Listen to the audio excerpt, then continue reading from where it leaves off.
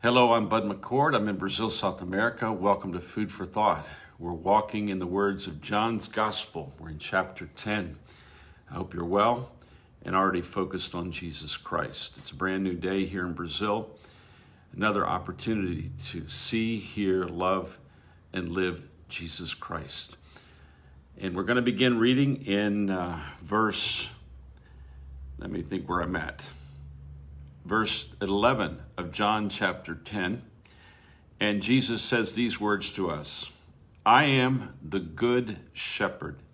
The good shepherd gives his life for the sheep, but a hireling who is not the shepherd, one who does not own the sheep, sees the wolf coming and leaves the sheep and flees.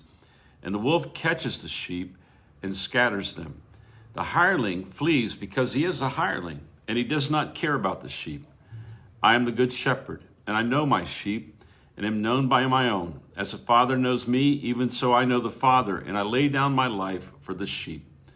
And other sheep I have, which are not of this fold, them also I must bring, and they will hear my voice, and there will be one flock and one shepherd. Therefore my Father loves me, because I lay down my life, that I may take it again. No one takes it from me, but I lay it down myself. I have power to lay it down. Remember that phrase. I have power to lay it down, and I have power to take it again. This command I have received from my Father. When we think about Jesus, and I've thought about Jesus now for over I'm 70 years old and accepted Jesus at age 16. So it's been well over 50 years that I have been immersed in the story of Jesus Christ. There's something that I've finally come to in my own heart and mind. No one could have invented Jesus. There's no way in the world anyone could have thought up this person, this story, this narrative. It's the most incredible thing when you let this story, this narrative, this person, Jesus, who lived among us, get a grip on your life, capture your attention. Be the good shepherd who, in a certain way, owns us, wants us, has connected himself to us. He is the good shepherd. He's not a hireling. He's not somebody who got paid off to do this for us. He decided to be with us. There's a verse that opens up the book of Matthew that says this. When it was talking about Jesus, you shall call his name Jesus, for he shall save his people from their sins. Matthew 1:21.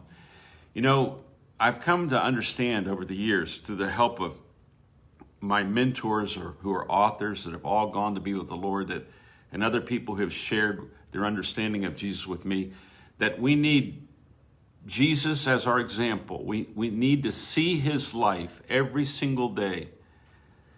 And he is the example, and we can't take our eyes off of him. He is the Son of Man. He is what a human being should be. He is our example. But more than that, he is also our power. He is also our power. He has authority. So when we have a vision of who he is, we see him, and then he begins to speak to us. He speaks to us with power, with optimism, with enthusiasm. And that's what he says here. My Father loves me. And the reason I'm going to go and lay down my life, he says, my Father loves me because I lay down my life. My Father loves me because I'm going to lay down my life for my people. And then I'm going to give them the power and save them from their sins, their sinfulness, their tendency to stop, inhibit, or complicate the arrival of divine love in the world through human beings. He is the good shepherd.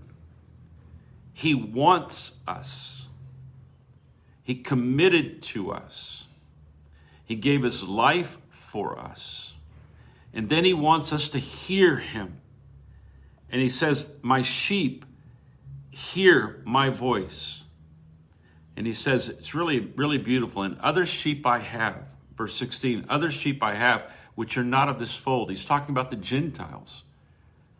At this moment, he's speaking to his Jewish disciples who had been through centuries prepared to receive the Messiah. And these who are receiving him, he alerts them and says, and other sheep I have which are not of this fold. He's talking about worldwide evangelism. And then them I must also bring. It's Jesus that brings people. We don't bring people. It's his example. It's his power. And he gives us the example. He gives us himself, and he gives us the power. And it says, they will hear my voice. That's why I talk about discipleship being seeing the example, hearing the voice. And there will be one flock and one shepherd. There are hundreds of denominations. There's Baptists and Presbyterians and Lutherans and Catholics and Episcopalians, and there's everything you can imagine and more. But the one mark of his flock is they see him as the good shepherd and they hear him. And it doesn't matter what denomination anyone is in, if they're not seeing and hearing and loving and living him, they're not his disciples. He knows his sheep, and they know his voice. And there's really one flock in the world. There's only one flock, and that's the flock that sees him and hears him and knows him, loves him, and that are living him out in his power, which is to love their neighbor as they love themselves, as they love God with all their heart, mind, soul, and strength. And there is power in that. There is power in that. If someone were to ask me today, why are you a Christian? But I would say, Jesus. Well, what has he done for you? He has been right with me in the battle of living life in this crazy, complicated, cruel world. He has been my food. He has been my drink. He has been my meaning. He has been my companion. And then he has given me power to do things, to live in a way that I'm having trouble with the internet today, and I have very little control over the internet, so I apologize for that. But he is enough. He is all the example that I need. He's all the example that you need. He is the voice that you need. He is the life that you need. He is the good shepherd. I just want to encourage you to read these words of Jesus and remember he actually was among us and spoke these words. And not only that, he lived these words. Now, what does he expect of me and what does he expect of you? He wants you to every day to go out and come in.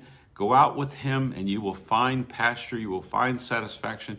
Go out with him, come back and rest, and go out again and lay your life down.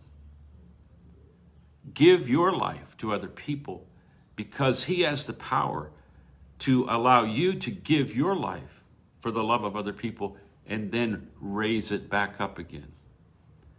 I want to go back and say that we need two things. We need a great example to inspire us, and we have that in Jesus for sure. And we need the power to be freed from our sinfulness, which is to the complicating of love, the stopping of love, the distorting of love, so that we can be salt and light. And he is the good shepherd. Nobody hired him. He came because he wanted to come. He came because his Father sent him. No one could have invented this story of Jesus. It is true. He is the truth. And when you drink at this fountain, when you listen to this voice, his voice, then you begin to live. And to live is to love those that God has called you to love. That's what living is supposed to be. We are to love God with all of our heart, soul, mind, and strength, and love our neighbors. We love ourselves. This is not something of just escaping from hell and going to heaven. It's about now. It's about today.